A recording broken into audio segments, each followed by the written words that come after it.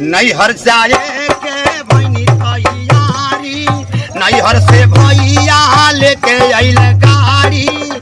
हेलनी जब घर के केवाड़ी बलमुआ रोवे लागल बलमुआ रोवे लागल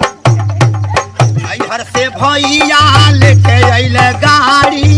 जाए के नैहर भैनी तैयारी खोलनी जब घर के केवाड़ी बलमुआ रोवे लागल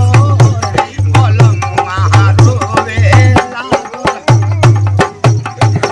मालिक बनवले बानी हमनी के जोड़ा जातानी नैहर मन करी जानी थोड़ा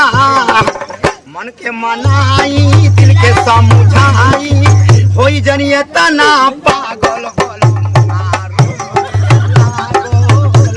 बलमुआ रोवे लागल नैहर जाए के भैनी तैयारी नैहर से भैया लेके अइल गाड़ी हेलनी जब घर के केवाड़ी बलमुआ रोवे लागल बलमुआ रोवे लागल एक साल हो गई हमरा के अइले कितना दिन बीती गइल नैहर गइले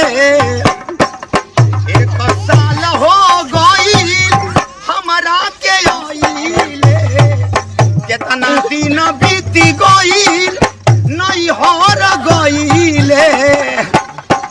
जानकारी माना करी माना न करी बहाना नैहर जाए के दिल बाटे ला